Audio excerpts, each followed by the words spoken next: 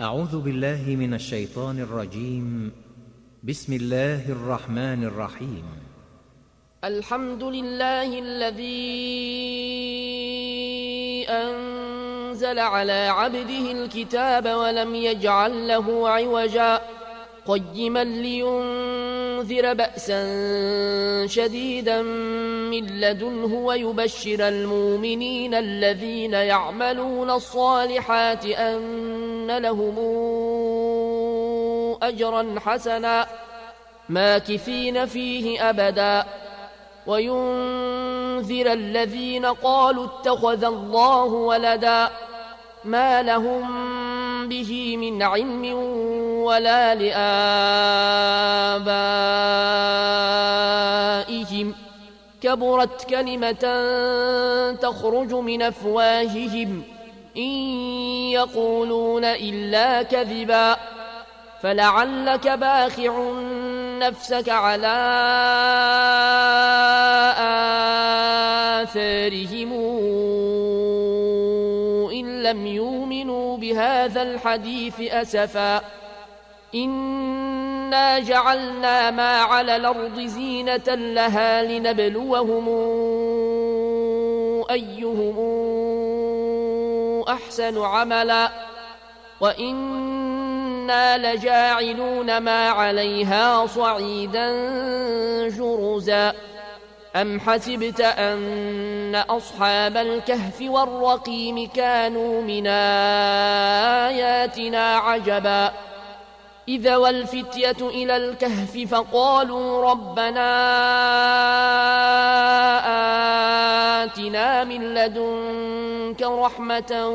وهيئ لنا من أمرنا رشدا فضربنا على آذانهم في الكهف سنين عددا ثم بعثناهم لنعلم أي الحزبين أحصى لما لبثوا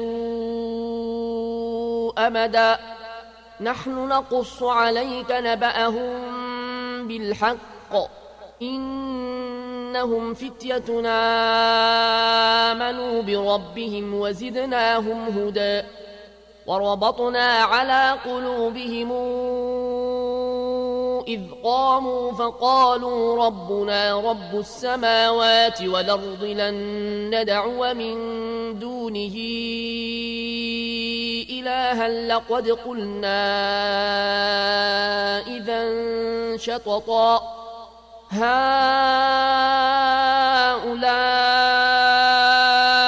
قوم اتخذوا من دونه آلهة لولا ياتون عليهم بسلطان بين فمن أظلم ممن افترى على الله كذبا وإذ اعتزلتموهم وما يعبدون إلا الله فأووا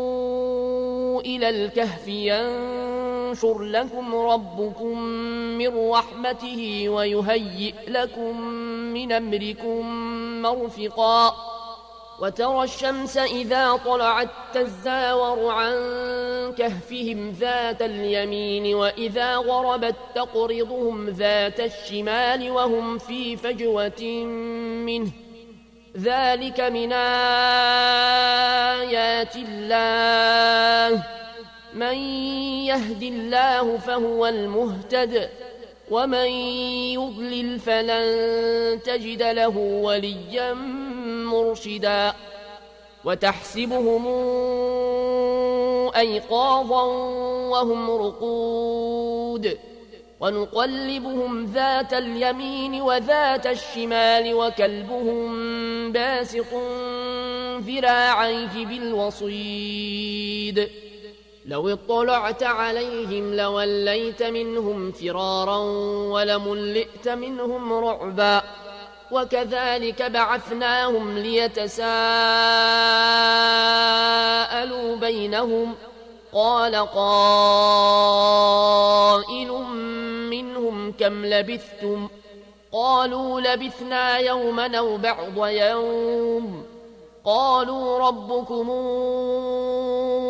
أعلم بما لبثتم فابعثوا أحدكم بورقكم هذه إلى المدينة فلينظر أيها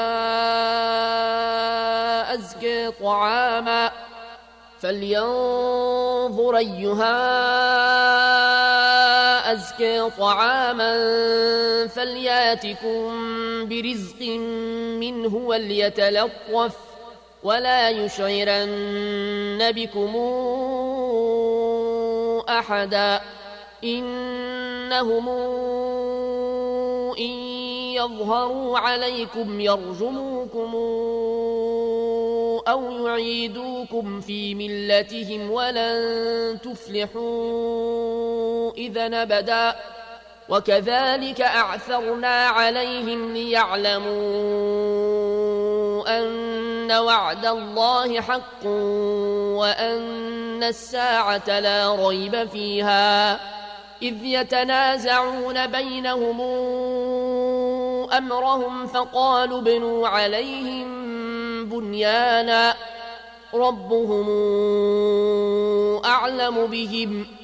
قال الذين غلبوا على أمرهم لنتخذن عليهم مسجدا سيقولون ثلاثة رابعهم كلبهم ويقولون خمسة سادسهم كلبهم رجما بالغيب ويقولون سبعة وثامنهم كلبهم قل ربي أعلم بعدتهم ما يعلمهم إلا قليل فلا تمار فيهم إلا مراء ظاهرا ولا تستفت فيهم منهم أحدا ولا تقولن لشيء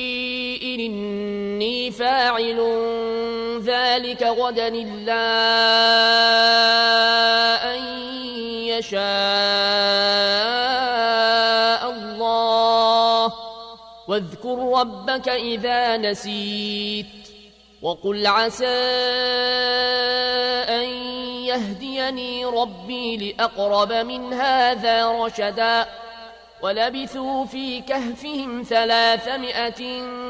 سنين وازدادوا 9 قل الله أعلم بما لبثوا له غيب السماوات والأرض أبصر به وأسمع ما لهم من دونه من ولي ولا يشرك في حكمه أحدا واتل ما أوحي إليك من كتاب ربك لا مبدل لكلماته ولن تجد من دونه ملتحدا واصبر نفسك مع الذين يدعون ربهم بالغداة والعشي يريدون وجهه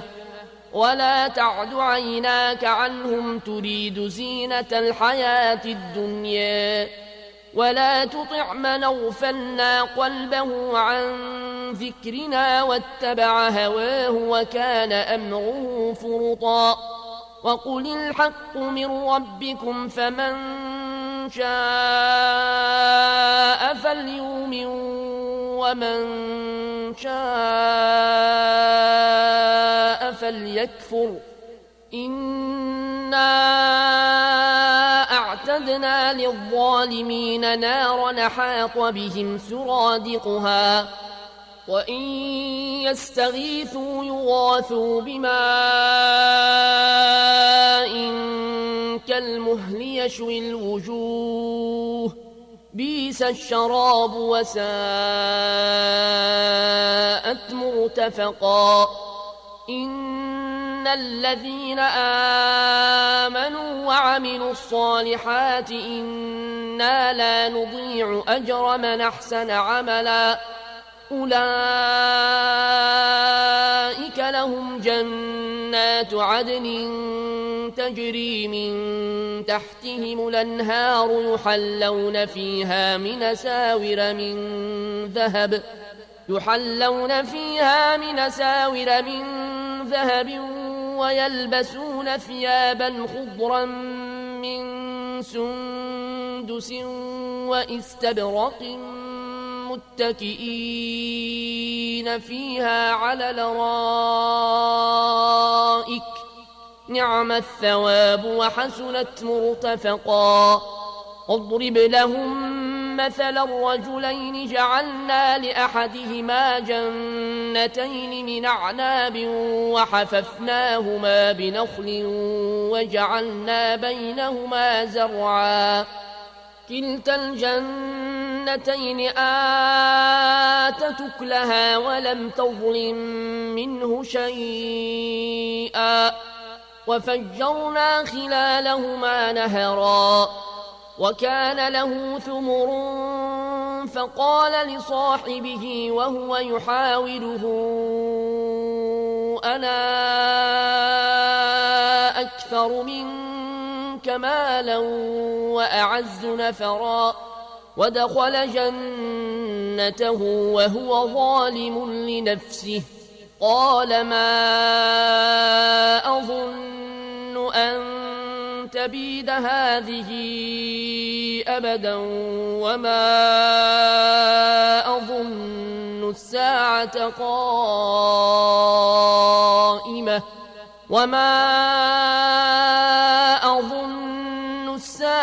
قائمة ولئن رددت إلى ربي لأجدن خيرا منهما منقلبا. قال له صاحبه وهو يحاوره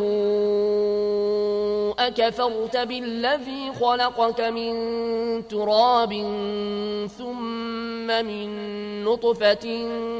ثم سواك رجلا لكن هو الله ربي ولا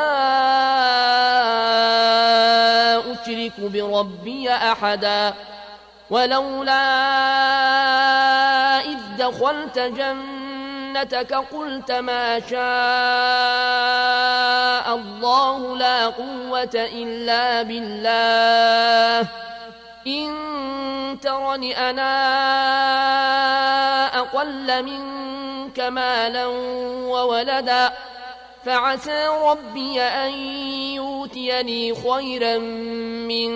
جنتك ويرسل عليها حسبانا من السماء فتصبح صعيدا زلقا أو يصبح ماؤها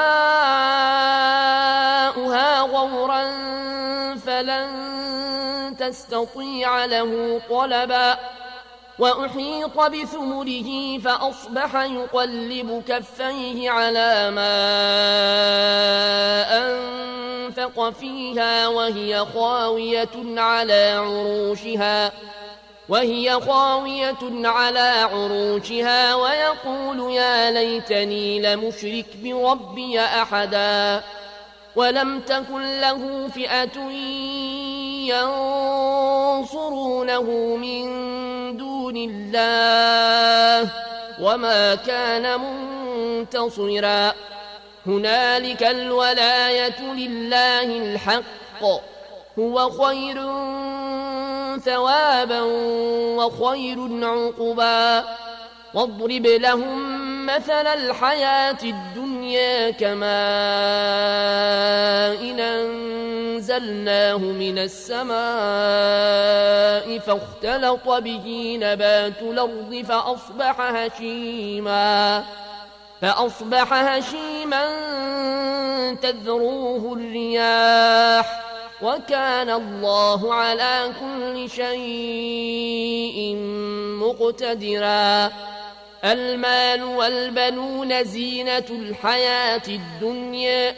والباقيات الصالحات خير عند ربك ثوابا وخير نملا. ويوم نسير الجبال وترى الأرض بارزة وحشرناهم فلم نغادر منهم أحدا وعرضوا على ربك صفا لقد جئتمونا كما خلقناكم أول مرة بل زعمتم أن لن نجعل لكم موعدا ووضع الكتاب فترى المجرمين مشفقين مما فيه ويقولون يا ويلتنا ما لهذا الكتاب لا يغادر صغيرة ولا كبيرة إلا أحصاها ووجدوا ما عملوا حاضرا ولا يظلم ربك أحدا وإذ قلنا للملائكة اسجدوا لآدم فسجدوا إلا إبليس كان من الجن ففسق عن أمر ربه أفتتخذونه وذريته أولياء من دوني وهم لكم عدو بئس للظالمين بدلا ما أشهدتهم خلق السماوات والأرض ولا خلق أنفسهم وما كنت متخذ المضلين عضدا ويوم يقول نادوا شركائي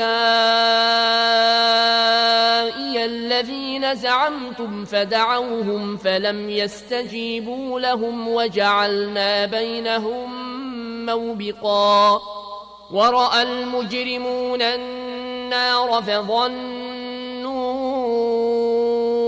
أنهم مواقعوها ولم يجدوا عنها مصرفا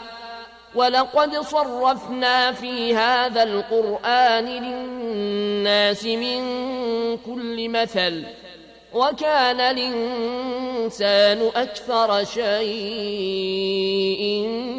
جدلا وما منع الناس أن يؤمنوا إذ جاءهم الهدى ويستغفروا ربهم إلا أن تاتيهم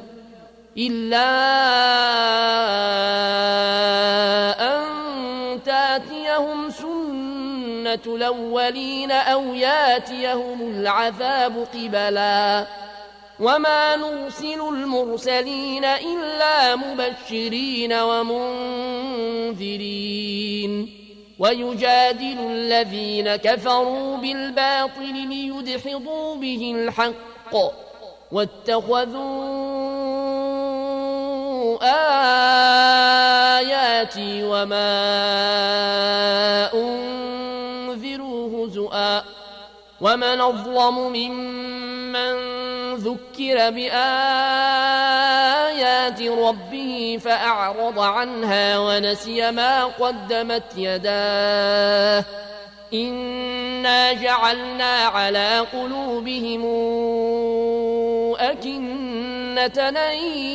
يفقهوه وفي آذانهم وقرا وإن تدعهم إلى الهدى فلن يهتدوا إذا أبدا وربك الغفور ذو الرحمة لو يواخذهم بما كسبوا لعجل لهم العذاب بل لهم موعد لن يجدوا من دونه موئلا وتلك القرى أهلكناهم لما ظلموا وجعلنا لمهلكهم موعدا وإذ قال موسى لفتاه لا أبرح حتى أبلغ مجمع البحرين أو أمضي حقبا فلما فلما بلغا مجمع بينهما نسيا حوتهما فاتخذ سبيله في البحر سربا فلما جاوزا قال لفتاه آتنا غداءنا لقد لقينا من سفرنا هذا نصبا قال أرايت إذا وينا إلى الصخرة فإني نسيت الحوت وما أنسانيه إلا الشيطان أن أذكره واتخذ سبيله في البحر عجبا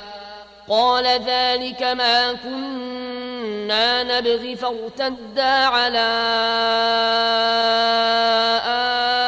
آثارهما قصصا فوجدا عبدا من عبادنا آتيناه رحمة من عندنا وعلمناه من لدنا علما قال له موسى هل اتبعك على أن تعلمني مما علمت رشدا قال إنك لن تستطيع معي صبرا وكيف تصبر على ما لم تحط به خبرا قال ستجدني إن شاء الله صابرا ولا أعصي لك أمرا قال فإن اتبعتني فلا تسألني عن شيء حتى أحدث لك منه ذكرا فانطلقا حتى إذا ركبا في السفينة خرقها قال أخرقتها لتغرق أهلها لقد جئت شيئا إمرا قال ألم قل إنك لن تستطيع معي صبرا قال لا تواخذني بما نسيت ولا ترهقني من أمري عسرا فانطلقا حتى إذا لقيا غلاما فقتله قال أقتلت نفسا زاكية بغير نفس لقد جئت شيئا نكرا قال ألم قل لك إنك لن تستطيع معي صبرا قال إن سألتك عن شيء بعدها فلا تصاحبني قد بلغت من لدني عذرا فانطلقا حتى إذا أتيا أهل قرية استطعما أهلها فأبوا يضيفوهما فوجدا فيها جدارا يريد أن ينقض فأقامه قال لو شئت لاتخذت عليه أجرا قال هذا فراق بيني وبينك سأنبئك بتاويل ما لم تستطع عليه صبرا أما السفينة فكانت لمساكين يعملون في البحر فأردت أن أعيبها وكان وراءهم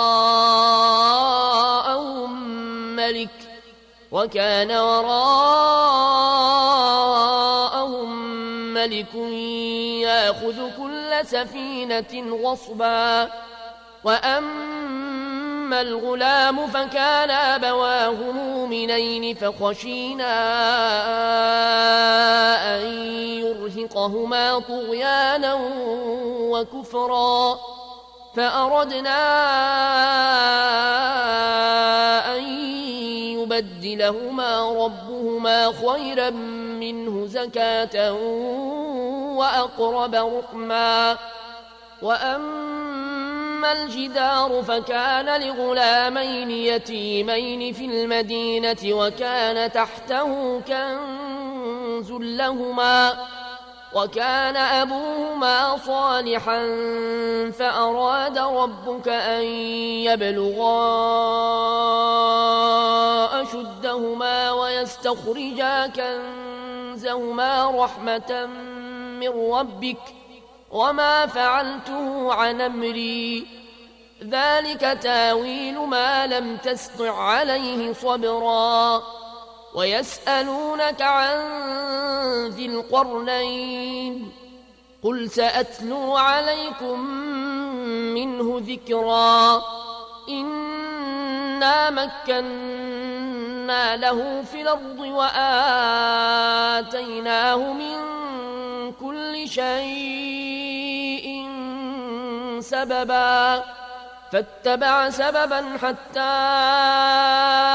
إذا بلغ مغرب الشمس وجدها تغرب في عين حمئة ووجد عندها قوما قلنا يا ذا القرنين إما أن تعذب وإما أن تتخذ فيهم حسنا قال أما من ظلم فسوف نعذبه ثم يرد إلى ربه فيعذبه عذابا نكرا وأما من آمن وعمل صالحا فله جزاء الحسنى وسنقول له من أمرنا يسرا ثم اتبع سببا حتى إذا بلغ مطلع الشمس وجدها تطلع على قوم لم نجعل لهم من دونها سترا كذلك وقد حطنا بما لديه خبرا ثم اتبع سببا حتى إذا بلغ بين السدين وجد من دونهما قوما لا يكادون يفقهون قولا قالوا يا ذا القرنين إن ياجوج وماجوج مفسدون في الأرض فهل نجعل لك خرجا على أن تجعل بيننا وبينهم سدا قال ما مكني فيه ربي خير فأعينوني بقوة نجعل بينكم وبينهم ردما آتوني زبر الحديد حتى إذا ساوى بين الصدفين قال انفخوا حتى إذا جعله نارا قال آتوني أفرغ عليه قطرا فما استطاعوا أن يظهروه وما استطاعوا له نقبا قال هذا رحمة من ربي فإذا جاء وعد ربي جعله دكا وكان وعد ربي حقا وتركنا بعضهم يومئذ يموج في بعض ونفخ في الصور فجمعناهم جمعا وعرضنا جهنم يومئذ للكافرين عرضا الذين كانت أعينهم في غطاء عن ذكري وكانوا لا يستطيعون سمعا أفحسب الذين كفروا أن يتخذوا عبادي من دوني أولياء إنا أعتدنا جهنم للكافرين نزلا قل هل ننبئكم بالأخسرين أعمالا الذين ضل سعيهم في الحياة الدنيا وهم يحسبون أنهم يحسنون صنعا أولئك الذين كفروا بآيات ربهم ولقائه فحبطت أعمالهم فلا نقيم لهم يوم القيامة وزنا ذلك جزاؤهم جهنم بما كفروا واتخذوا آياتي ورسلي هزؤا إن الذين آمنوا وعملوا الصالحات كانت لهم جنات الفردوس نزلا خالدين فيها لا يبغون عنها حولا قل لو كان البحر مدادا لكلمات ربي لنفد البحر قبل أن تنفد كلمات ربي ولو جئنا بمثله مددا قل إنما أنا بشر مثلكم يوحى إلي أنما إلهكم إله واحد فمن كان يرجو لقاء ربه فليعمل عملا صالحا ولا يشرك بعبادة ربه أحدا